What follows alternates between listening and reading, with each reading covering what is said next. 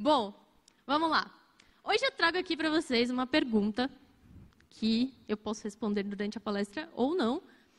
Que é se reinventar a roda a cada novo framework JS vale a pena. Beleza? E aí, vale a pena? O que vocês acham? Bom, não sei. Vamos descobrir ao longo da palestra. Eu vou contar para vocês um pouco sobre o Martel. O Martel pode ser uma casa do Game of Thrones, ou é o time de front-end que eu trabalho lá no Elo7. E quem sou eu? Eu sou a Fernanda Bernardo, eu sou engenheira de software lá no Elo7, com foco maior em front-end. Eu sou também MVP da Microsoft, que é um título de tecnologias web e Visual Code. E eu toco um projeto chamado Help for Papers, que é para ajudar as pessoas a palestrarem. Então, ajudar em qualquer período, tipo, tá começando agora ou não, a gente ajuda dando feedback. Então, qualquer coisa, venha falar comigo que eu falo mais sobre o projeto. Aqui estão meus contatos, o meu Twitter, podem entrar em contato, falar comigo, tirar dúvida, qualquer coisa que eu respondo. E vamos lá. Tudo nessa palestra que eu falar vai ter um contexto específico, um escopo e uma cultura bem definida que a gente faz lá no Elo7. E essa cultura, vamos falar um pouquinho como que a gente trabalha lá no Elo7. Primeira coisa que a gente faz programação pareada. O que é isso? É o mesmo computador, 2 monitores, 2 teclados, 2 mouses, as duas pessoas podem mexer no mesmo código ali ao mesmo tempo. E a gente faz isso bastante. E isso faz com que a gente consiga compartilhar conhecimento de uma forma muito mais fácil. E buscar conhecimento também. Então, isso auxilia bastante a passar conhecimento para as pessoas mais novas, ou até o contrário mesmo, as pessoas mais novas trazerem conhecimento para as pessoas mais antigas. E esse conhecimento, tudo que a gente faz lá, a gente usa bastante Vanilla JS. O Vanilla JS, para quem não sabe, é o JavaScript puro. Então, muitas coisas a gente faz com JavaScript puro, ao invés de usar frameworks e tudo mais. E isso faz com que a gente tenha uma base de HTML, CSS e JavaScript bem grande. Isso acontece porque a gente acaba usando mais o JavaScript puro e acaba trazendo isso para a gente. E uma outra coisa que a gente faz parte da nossa cultura é a usabilidade, né? A UX para a gente é muito importante. O que o usuário que está acontecendo com o usuário quando ele está mexendo no nosso site é muito importante para a gente. E além disso, o produto ele guia bastante. O produto, não o time de produto, o produto em si guia muito as nossas escolhas de dev. Então, a gente sempre está pensando mais no produto do que, às vezes, no desenvolvimento em si. A gente faz isso, o desenvolvimento se moldar ao produto. E essas decisões de dev, a gente precisa balancear. Sempre tem prós e contras para tudo nessa vida, e para dev não seria diferente. E aí, a gente está falando aqui de frameworks, né? De usar ou não frameworks. E aí, qual que é a vantagem? Quais são as coisas boas que trazem uma solução caseira que a gente faça? O código é sob medida, então a gente vai tender a escrever menos código, porque a gente vai olhar, vai focar melhor em algum escopo específico, e isso pode acabar trazendo uma melhor performance quanto ao carregamento, porque a gente escreve menos código. E também traz bastante conhecimento. O time ele conhece muito sobre aquilo que a gente está desenvolvendo. A gente sabe o que está rolando por trás, a gente tem mais domínio sobre aquilo. E tem desvantagens também, tem as coisas ruins. Quais são? O primeiro é dar manutenção, porque a gente não tem ali uma comunidade ou o time para fazer. É a gente que tem que fazer a manutenção daquele negócio. A gente tem que fazer teste pra caramba, porque a gente tem que ver que você está quebrando naquela situação específica X, certo? E pode demorar mais para ficar pronto. Beleza. É que travou aqui para mim, achei que tinha travado para vocês também. E pode demorar mais para ficar pronto. Então, por quê? A gente vai ter que desenvolver primeiro a nossa solução para depois fazer a tarefa em si, certo? E aí o framework. O framework, ele tem as coisas boas do framework. Tem a questão da adaptação, porque ele pode ser mais fácil para, por exemplo, as pessoas novas que estão entrando no time se adaptarem. Então, se eu colocar, por exemplo, um React, um Angular, as pessoas que estão entrando, que já sabem o React ou o Angular, elas vão estar mais ambientadas naquele contexto, certo? Vai ser mais simples para elas se adaptarem do que se eu pegar uma solução caseira, que eu vou ter que ensinar a solução caseira, mas tudo para ela se ambientar. O Framework é uma solução pronta, então, teoricamente, é só você pegar lá e colocar, que já está tudo pronto para você. E o Stack Overflow ajuda. Você consegue pesquisar o que acontece, o erro X ou qualquer coisa do tipo, que ele vai te ajudar. Já na sua solução pronta, você vai ter que ter um escopo muito maior para você procurar no Stack Overflow. As desvantagens é a parte da integração, que o que acontece? Imagina que você tem lá várias coisas, você tem que encaixar aquele framework específico na sua stack. Pode ser difícil, você pode ter que ficar fazendo algumas modificações para conseguir integrar aquele negócio. Você acaba dependendo de terceiros, então você acaba dependendo de alguém resolver o bug ou qualquer coisa do tipo. Você pode, se for open source, você pode abrir PR, mas você depende da pessoa aprovar, você depende muito de outras pessoas. E as atualizações podem quebrar seu código inteiro. Então você pode querer atualizar lá o seu framework, ou você não atualiza, porque vai quebrar muito, ou você vai ter que perder um tempo maior para atualizar aquilo. E bom, falando já dessas decisões de framework e tudo mais, eu vou começar contando uma historinha para vocês de como que o time do Elo 7, a gente de front-end, foi fazendo e moldando tudo isso. Para dar um contexto para vocês, a gente tem lá um back-end com VRaptor e Struts. O Struts, hoje em dia, ele é o legado. E o VRaptor a gente usa melhor, o Struts a gente nem mexe nele, porque está funcionando.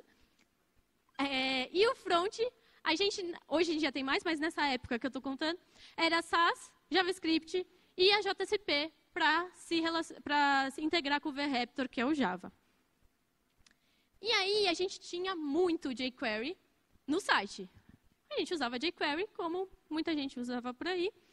E se você pegar, eu peguei a lib do jQuery, ela tem 87 KB, só o jQuery mesmo, certo?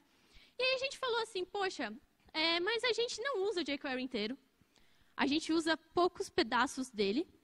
E também acabou que os navegadores, eles suportavam já o que a gente precisava. A gente não precisava do jQuery para fazer os fallbacks para a gente.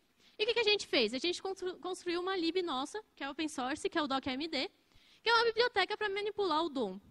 É o jQuery nosso e que a gente usava todas as features dele. A gente tirou tudo aquilo que a gente não usava e criamos o DocMD. E aí, comparando, entre o DocMD e o jQuery, a nossa lib tem 7 KB. É quase 12 vezes, é mais que isso, na verdade, menor a nossa lib. E isso trouxe uma redução de 1 segundo para o nosso site. Então, isso trouxe um ganho para a gente bem grande. E aí, foi aí, nesse momento, que a gente começou a mostrar para o time de produto, o time de front, né, começou a mostrar para o time de produto o valor de, às vezes, não usar uma solução pronta. O valor que tem, às vezes, a gente fazer as nossas próprias coisas, ter a perda do tempo, certo? De construir as nossas próprias features, mas tem, em outro lado, o ganho de performance, que esse 1 segundo eles gostaram. E também foi o começo aí da história do time de front começar a desenvolver as nossas próprias coisas. Então, foi aí que foi a primeira lib que a gente construiu. Então, foi aí que começou a abrir esses caminhos. E aí, mais para frente, um pouco, veio um novo desafio para a gente, que era construir essa página de conversa. Que, basicamente, a gente tem a conversa entre um vendedor e um comprador, certo? E a gente queria que, como a gente mexe com produtos personalizados, a gente queria que o comprador conseguisse, eu quero trocar para cortar, ou eu quero trocar tal coisa, blá, blá, blá, blá. E aí a gente queria montar essa conversa, só que não era uma conversa tipo WhatsApp. Ela tem um pouquinho a mais do que um WhatsApp. Por quê?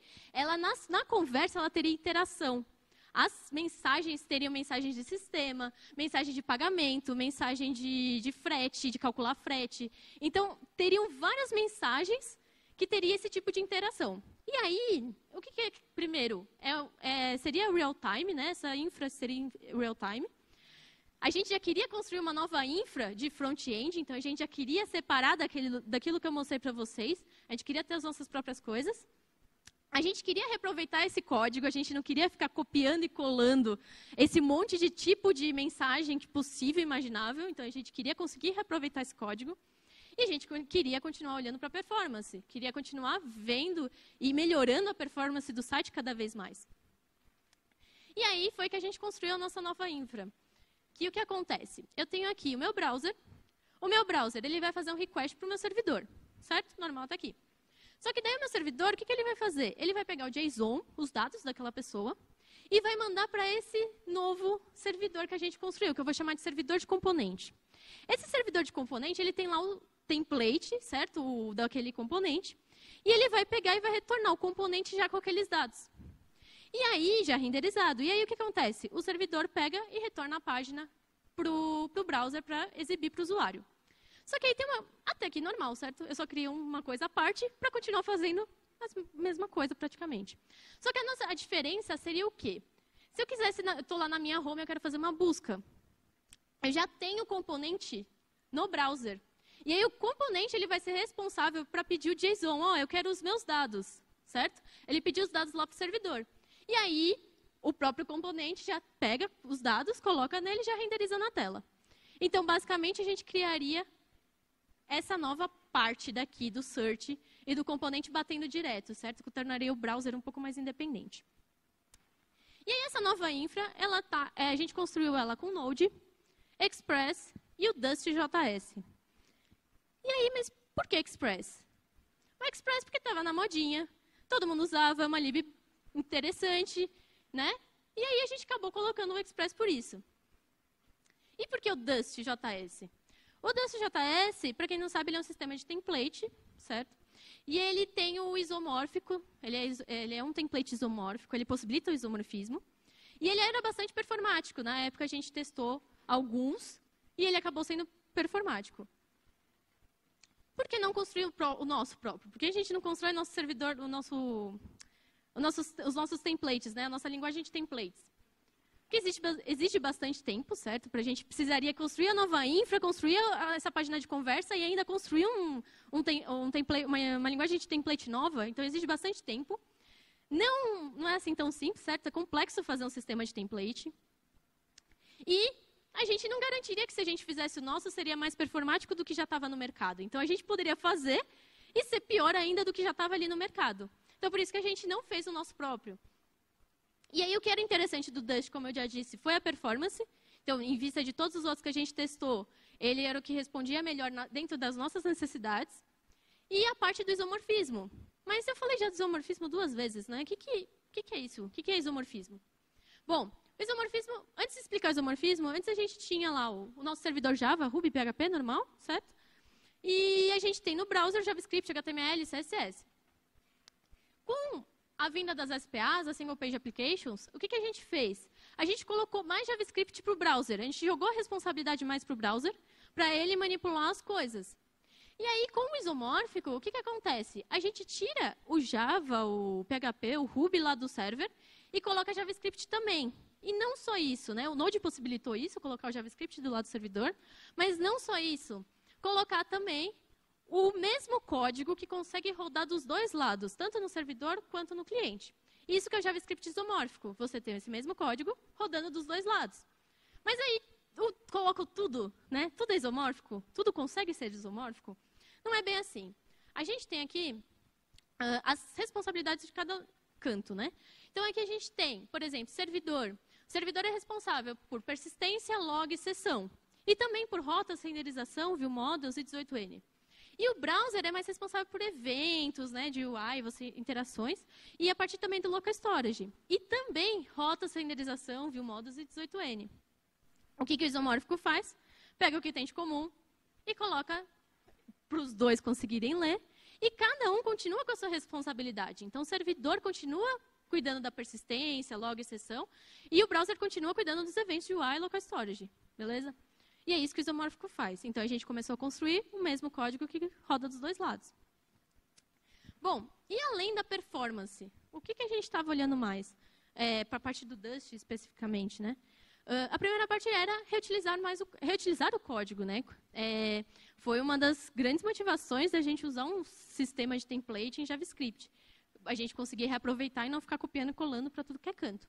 E também a parte do server-side rendering. O que é isso? Bom, para explicar, a gente tem o Server-Side Rendering, que é o SSR, e o Client-Side Rendering, que é o CSR. Entre eles dois, o que acontece? Vamos lá. Eu vou pegar aquela imagem que eu já mostrei antes para vocês. Então, eu tenho o browser, faço um request para o servidor bate lá no nosso sistema, no nosso servidor de componente, ele retorna a página, o componente renderizado para o servidor retorna a página para o browser, beleza? Essa é a primeira página. O que acontece? Esse é o server-side rendering, porque ele está sendo renderizado lá do lado do servidor.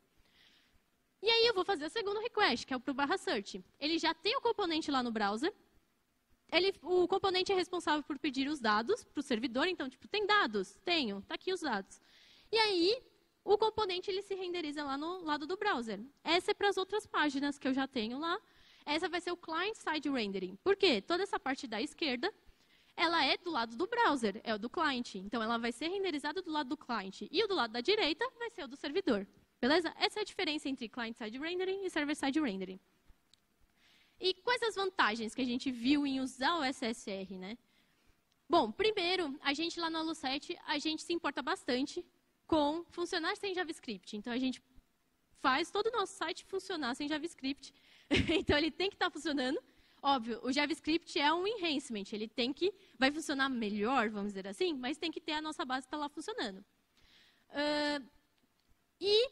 Isso para a parte de SEO, né, o server-side rendering, enquanto não funcionar sem JavaScript, é importantíssimo para SEO. Por quê? Os bots do Google, ou eles estão nem aí para o seu JavaScript, eles nem vão ler seu JavaScript, ou eles vão ler, mas eles podem ler uma parte só, ou, sabe, eles não vão ler tudo. Então, o que acontece? Se não tem JavaScript, funciona lá no servidor, ele renderiza, tem algum dado para mostrar. Agora, se for um cliente mesmo, um usuário, ele tiver JavaScript, vai pegar do lado do cliente e ele vai renderizar melhor aquilo para você. Outra coisa foi a performance, que eu vou mostrar para vocês. Aqui tem um gifzinho que eu fiz, em que essa primeira parte, o rosinha, foi feito no server-side rendering, server-side, então eu pedi lá para o server renderizar. E a segunda parte foi pelo cliente. Então, a segunda parte eu fiz um fetch para o template, fiz um fetch para os dados e renderizei no cliente. Percebe que o server-side rendering ele é bem mais rápido. É quase o dobro do tempo para o client-side renderizar. Então, isso impacta também em performance. Isso deixa o nosso site bem mais rápido também. Bom, e quais os problemas do Dust? O que a gente enfrentou ao ter feito a escolha de usar o Dust JS? O primeiro, a documentação. Ela é bem complicada. Aí eu saí apertando tudo aqui. Calma, volta. Desculpa. Aqui, pronto. A documentação ela é bem complicada. Não tem muita. A comunidade não fala muito sobre ele, não é muito fácil achar as informações sobre ele. Então, esse daqui foi uma pesquisa que a gente fez com o nosso time de front, tipo, agora, depois de alguns anos que a gente está usando o Dust, para ver o que as pessoas menos gostavam e mais gostavam do Dust. Então, a primeira foi que as pessoas mais reclamam é a documentação. E os helpers não são intuitivos. Os helpers, eles são, na verdade, o quê? Quando a gente precisa usar alguma parte lógica na nossa view, e tem um pouco mais de lógica do que já o padrãozão, a gente precisa fazer um helper para fazer essa lógica para a gente. Isso são os helpers. Então, ela acabava não sendo tão intuitiva. Então, esses foram os principais problemas da gente ter decidido adotar o Dust. E aí, continuando, a gente precisava colocar componentes na tela, né? Se eu tenho um servidor de componentes, como que eu faço para colocar isso na tela? Bom, a gente tinha aqui um problema, que aqui é a nossa página, né, de mensagens, em que essa parte toda amarelinha, ela fazia parte do servidor Java. Ele vinha lá do servidor Java. E essa parte daqui, azulzinha, ela vem do servidor Node, que é a nossa nova infra. Então, a gente tem que misturar stacks aí diferentes, né, numa mesma página. E isso poderiam vir outros pedaços. Essa é uma das páginas. Outras páginas também têm os mesmos problemas. E qual o problema com isso, essa parte de componente? Bom, a gente precisava escopar essas coisas. A gente precisava fazer com que, se eu pegasse um componente e colocasse na minha tela, não vazasse CSS, não vazasse JavaScript. Então, esse componente não pode afetar a minha tela e nem a tela pode afetar esse componente. Era esse o nosso problema. E aí, a gente estudou algumas soluções nessa época, em que uma delas foi o iframe, o Shadow DOM e o ID. Bom, no iframe, a gente encontrou um problema que é relacionado aos tamanhos. Quando você tem um iframe, você precisa definir um tamanho para aquele componente. Isso já é uma tarefa complicada. Como que você vai saber o tamanho daquele componente que pode ter X dados em diferentes momentos? E aí, como que a gente faria isso? A gente teria que colocar um JavaScript aí. E isso feria fere a nossa... o que a gente tem de não fazer o site funcionar sem JavaScript. Como que a gente faria um site funcionar sem JavaScript se eu preciso do JavaScript para o negócio funcionar, né? Então, esse foi deletado por conta desse motivo. E aí, o outro foi o ID. O ID seria a gente colocar no componente um ID específico para aquilo, né? E aí, o que acontece? A gente precisaria ficar no CSS, no JavaScript, colocando aquele ID. Então, isso ia poluir bastante o nosso código, ia dificultar a gente escrever o nosso código. E também, a gente teria que ficar passando o ID para tudo que é canto, né? Então, a gente falou, o time não gostou muito dessa decisão, então falou assim, melhor não. E a última foi o Shadow DOM, que foi a escolhida, em que o Shadow DOM, na verdade, ele faz parte do Web Components, que o Web Components é um conjunto de especificações. Então, tem o Custom Elements, Templates e HTML Imports junto dentro do Web Components. O Web Components nada mais é do que se pensa num componente mesmo que você está ali isolando ele. E aí, essas especificações, elas compõem um Web Component. Eu não vou explicar cada uma delas, eu vou explicar só as que a gente está utilizando, que é o Shadow DOM, que serve para escopar o CSS, e os Custom Elements, que serve para você, que vai ser onde você vai colocar o seu componente de fato. Beleza? Eu vou mostrar aqui. Se você acessa o nosso site, dá para ver já. Esse W7 Component é o nosso Custom Element, certo? Que eu posso colocar o nome que eu quiser. No caso, foi W7 Component. E dentro dele tem o Shadow Root, que é o Shadow DOM. Que é onde você vai falar assim, ó, aqui dentro que eu quero escopar, eu vou fechar, né, o meu componente aqui dentro. E aí, a gente teve problema em adotar o Shadow DOM? Sim, o Shadow DOM no V0, ele só tinha compatibilidade com o Chrome. E a gente, como a gente preza por UX, sem JavaScript, a gente também preza por diferentes browsers, diferentes devices. Então, isso foi uma coisa meio complicada para a gente, porque só funcionava no Chrome. E o V1, que saiu faz pouco tempo, que a gente já migrou, ele funciona no Safari também, mas os outros, está bem ainda difícil essa parte de compatibilidade. Por outro lado, ao invés do Shadow DOM, a gente poderia usar React, Vue, Polymer. A gente poderia usar soluções prontas. Mas o que acontece? Primeiro, os pontos negativos disso. Integrar isso com o resto da stack. Provavelmente a gente teria que mudar a forma de escrever templates, ou a gente teria que mudar muitas coisas nisso. E também o time não tinha muita fluência nesses frameworks para usar eles. Então, isso seria um pouco ali complicado. A parte de performance também, né? Porque eu teria que colocar uma lib nova para carregar no meu site, para isso funcionar. E não resolve o problema de escopo de JavaScript. Como nenhuma delas resolve. Nada resolve escopo de JavaScript. A gente tem esse problema até hoje. As partes boas de usar os frameworks. A compatibilidade seria muito melhor, porque ele faria todos os fallbacks para mim, não teria aquele problema que o Shadow DOM tem, de não funcionar em muitos lugares. Mas aí a gente decidiu apostar no futuro do Shadow DOM, foi um risco que a gente correu, que isso ia evoluir e ficaria numa situação aceitável. Era o resultado mais rápido que a gente tinha no momento, era bem simples de implementar, e o código era bem enxuto, era bem pequeno, o que impacta na performance para a gente. E a gente também teria que perder menos tempo no desenvolvimento, né? Então, por isso que a gente acabou escolhendo Shadow DOM e foram esses os riscos que a gente teve que lidar, né? Não teve como. Continuando na nossa historinha aí, a gente sempre quer melhorar a performance. Sempre. E aí, a gente queria melhorar a performance nesse tempo também. O que aconteceu foi que a gente fez um benchmark para ver quanto tempo estava levando para as coisas. E o Express, ele estava usando maior parte do tempo de processamento de um request, né? E isso a gente falou, opa, tá estranho isso daqui aqui. E aí, na verdade, a gente estava usando uma solução gigante para alguma coisa que a gente usava um get, um post e subir o servidor. Era para isso que a gente estava usando o Express naquele momento. E daí, o que a gente fez? Tiramos o Express. Matamos ele, tiramos ele do projeto. Mas aí, né, o que a gente tirou e colocou o que no lugar disso aí? Bom, a gente colocou HTTP. HTTP. A gente colocou HTTP do Node, basicamente faz um require e a gente consegue criar servidor, fazer get, fazer post da mesma forma. Só que isso teve um impacto para a gente. Tá vendo essa queda que teve, esse patamar que caiu? Foi da remoção do Express. Então, isso a gente teve um ganho de performance só de remover o Express. Por quê? A gente estava usando uma lib gigante que a gente não estava usando muito. Então, a gente adotou ela e a gente teve as consequências e depois a gente removeu essa lib. E aí, o que acontece? Nesse caminho também, o que estava acontecendo? A gente estava usando muitos eventos e broadcasts para tudo que é canto do nosso código. Então, isso estava complicado de manter, estava complicado de entender. Nem a gente mesmo que estava escrevendo, a gente estava entendendo o que a gente estava fazendo. E o isomorfismo, que era o que a gente tinha se proposto a fazer, a gente estava usando muito pouco disso, a gente não estava aproveitando. E aí, o que a gente fez?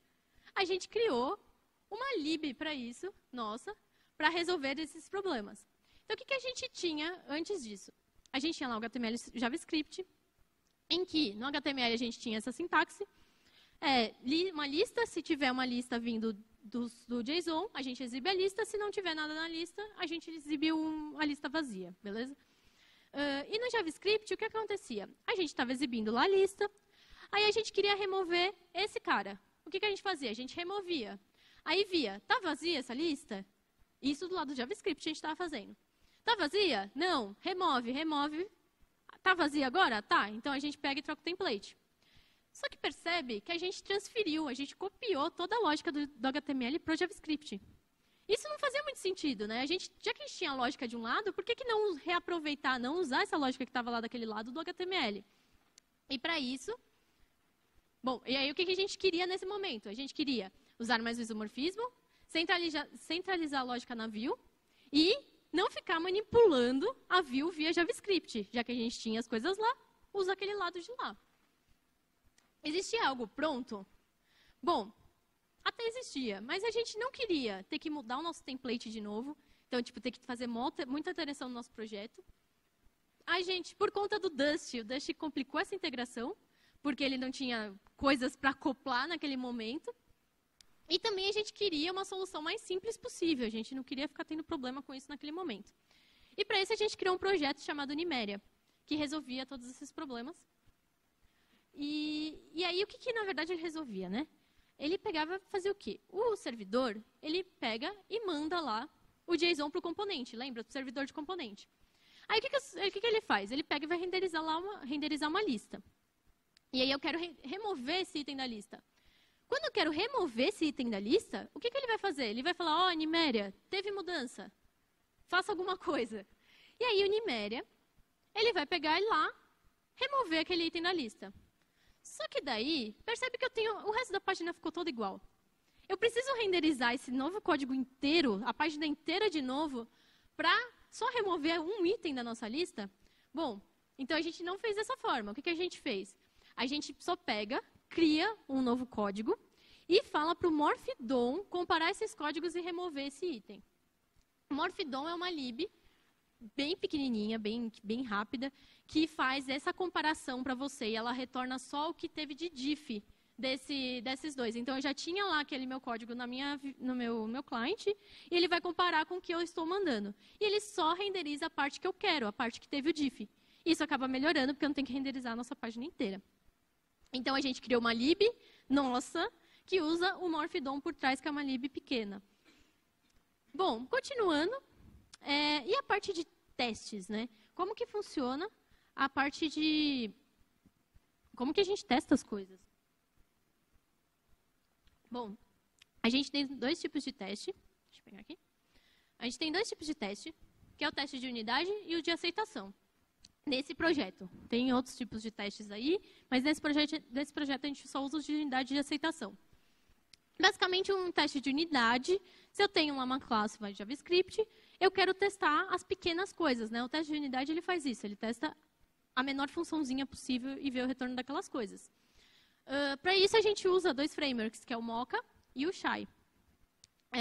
O Mocha ele faz o gerenciamento dos testes e o Chai ele faz a parte de assert. E nos testes de aceitação, que é realmente abrir lá o navegador, a gente testa um componente, então abre o navegador com o componente, faz alguma interação, clica em alguma coisa, de uma forma automatizada. Para isso, a gente usou o Concept JS e o Phantom JS. O Concept também ele faz toda a parte para você conseguir achar as coisas na view e tudo mais, e o Phantom ele sobe lá um browser para você, meio que fake. E por quê? Eu falei aqui 4 frameworks, né? 4 libs que a gente está usando. Por que a gente não fez a nossa, já que a gente defende tanto fazer tudo puro? Bom, funciona, sabe? Por que a gente não usa? Funciona, está atendendo as nossas necessidades. Todas essas libs estão fazendo isso, a gente nunca teve problemas com elas. Então, por que a gente não usa? Então, a gente usa porque atende o nosso escopo, atende no que a gente precisa. Então, não precisa também, não é tudo puro, não é tudo nosso que a gente faz. E como que a gente sempre olha para os testes? Porque a gente escreve o teste e deixa ele lá, né? Algum lugar roda, alguma coisa funciona, né? Não, o que a gente faz? A gente colocou o Travis para ficar rodando. Então, a cada PR que a gente abre, a cada história, os testes rodam e você só pode mergear se os testes estiverem passando. Problemas com o Travis. Ele é pago para projetos que não são open source. Então, se o seu projeto for open source, você pode usar ele tranquilamente, mas se ele for fechado, você tem que pagar. Ele não é tão configurável, né? Ele é mais, está ali prontinho, você usa. E ficam com umas filas ali, as filas dos seus projetos todos, para ficar rodando. Então, pode ser que demore um pouco mais. Por que a gente não usa um servidor local de integração contínua? Por que a gente não usa um Jenkins, por exemplo, que a gente pode configurar as coisas para a gente e escrever, codar para ele, né? Primeiro, porque dava mais trabalho para configurar, a gente não precisava disso. A gente tinha um projeto bem simples, que era só rodar os testes, não precisava de tanta configuração. Ele acaba sendo menos estável, a gente tem outros projetos que rodam no Jenkins e a gente precisa configurar muito mais para ele ficar mais estável, né? Óbvio que teste nunca é estável, deveria ser mais, mas a gente tem esses problemas, mas ele acabava sendo menos do que o Travis para a gente. E o cenário é pouco específico. O nosso cenário ele não é tão específico que a gente precisa de uma configuração super profunda para isso. Bom, e aí a gente está falando de coisas automatizadas, né? Como a gente pode também falar de task runners. Os task runners existem vários por aí. Aqui tem alguns. Grunt, Gulp, Brunch, Broccoli. Existem alguns que já funcionam. E eles servem para basicamente automatizar as tarefas. Pode ser dev, build, deploy. Serve para unificar coisas, otimizar a imagem, os pré-processadores, né, os transpilers também, ficar configurando isso, transformando isso para você, entre várias outras coisas. E aí, só que a gente decidiu não usar essas coisas prontas. Por quê? Elas te dão soluções simples para as coisas que são mais comuns, para as coisas que são mais assim, abertas, assim, tipo, todo mundo usa. Mas se você for um pouquinho mais a fundo, se você quiser uma coisa um pouco mais diferente, você precisa começar a instalar plugins e aquilo vai ficando, pode ficar gigante. A gente tem um outro projeto que isso acontece. E aí a gente decidiu não usar isso e usar o NPM Scripts, que funciona, para a gente deu bem menos problema. E quais foram essas motivações? Primeiro, a partir daí a gente tem um outro projeto que a gente usa o Grunt, e a gente precisou ficar instalando altos plugins nele, e ele virou um monstro. A gente é realmente um monstro aquele negócio, e a gente não queria nem dar manutenção mais para aquilo. E isso é um problema, né? Porque quando vai ficando cada vez maior, vai ficando mais complexo da manutenção. E a gente, para a gente, né, no que a gente tinha, a NPM Scripts não ficou tão complicado, tá bem simples, e está atendendo nossos requisitos, a gente não precisa colocar um negócio lá mais. Mas, bom, nenhuma lib, assim, eu falei algumas que a gente já usa, mas a gente não usa nada, assim. Bom, calma lá. Primeiro, a gente tem as nossas libs open source, os AMDs, então que mexe o Doc AMD que eu falei para vocês, que mexe com o DOM, a gente tem o Ajax AMD que mexe com o Ajax, Form, Cookie, Tag, a gente tem várias pequenas libzinhas que a gente construiu e a gente acaba usando, mas também a gente tem jQuery em páginas que estão lá legadas, que a gente não removeu ele ainda, porque ia ser mais problemático para a gente, então está funcionando, a gente deixou lá. Então a gente tem o jQuery, a gente tem Bootstrap para sistemas internos também, e a gente tem também, a gente colocou um Sortable, que é uma lib para páginas novas. Então, tipo, não é só porque é página nova que não tem libs externas. Então, a gente usa o Sortable em páginas bem recentes. Mas, assim, quando possível, ou se estiver atrapalhando a gente vai lá e remove. Como foi com o Express. Então, foi a mesma coisa que foi com o Express. Estava atrapalhando a gente, estava impactando performance, a gente remove. Está atrapalhando nosso desenvolvimento, ou está fazendo qualquer coisa, a gente vai lá e remove. E é isso que a gente faz. Mas, bom, e aí? Falei um monte de coisa para vocês, né? Falei aqui todo o nosso caminho, a nossa história, o que a gente fez, não fez. Mas e o tema da palestra, né? Reinventar a roda. Vale realmente a pena ou não? E aí? Quem acha aqui que vale a pena? Legal. Quem acha que não vale a pena? O resto não sabe, vai opinar. Bom, eu não vou responder essa pergunta, óbvio. Eu vou falar o seguinte, na verdade eu vou responder assim. Eu vou falar assim, para o Elo 7, no nosso contexto, na nossa cultura, todo o nosso escopo que a gente tinha, valeu a pena sim. Porque a gente conseguiu melhorar a performance, a gente consegue desenvolver mais rápido, talvez. São coisas que, assim, para a gente, acabou trazendo muitos ganhos. O time é bem entrosado com as coisas que a gente coda, a gente sabe que a gente está codando. Então, isso acabou sendo muito bom para o Elo 7, para o nosso contexto. Mas o que eu queria falar para vocês, na verdade, eu não estou aqui para defender que vocês têm que usar um framework ou não usar um framework e fazer a sua própria lib. Não estou aqui para defender isso. Na verdade, isso eu acho que vai ser a discussão sempre do século. Todo mundo sempre vai discutir isso e vai ficar essa pergunta sempre por aí. O que eu quero que tipo, a comunidade, na verdade, pare é com as briguinhas de tipo, meu framework é melhor, Angular é melhor que o React, não, o Vue é melhor, isso é melhor. Calma, sabe? Calma lá. Vamos parar e pensar, sabe, nas coisas antes de tomar e pegar aquilo. Porque, gente, agora, só durante a minha palestra, foram criados vários frameworks de JavaScript. Isso todo mundo sabe, todo mundo fala. E é verdade. O framework JavaScript é criado a todo momento. Tem as hypes, eles morrem, eles podem continuar ou eles podem morrer. Você pode adotar aquilo e daqui a pouco você não tem nem mais manutenção para aquilo. O que eu quero defender é que é para todo mundo ser amiguinho. E, na verdade, observar o que cada framework tem para oferecer. O que cada um tem de melhor, o que cada um tem de pior. E olhar para o seu problema. Né? Olhar o problema que você está passando. Como eu fui falando ao longo da palestra, os problemas que a gente precisava resolver e quais as soluções que você tem aí na sua frente. O que você tem que você pode decidir adotar um framework ou não adotar? Qual que é a melhor coisa? E tentar considerar a melhor solução para esse problema. É basicamente isso que a gente tem em toda a nossa vida de desenvolvedor aí. A gente tem problemas a todos os momentos, que eles podem ser resolvidos de formas fáceis ou de formas difíceis, ninguém sabe.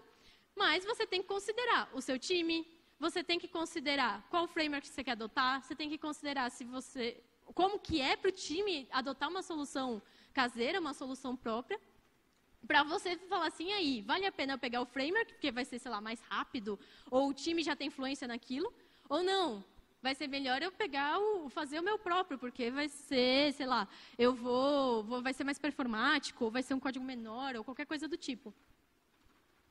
E, bom, aqui tem várias referências que eu fui falando ao longo da palestra, de sites que explicam os conceitos que eu fui falando, de Web Component, de Shadow DOM, de todas essas coisas. Podem consultar depois.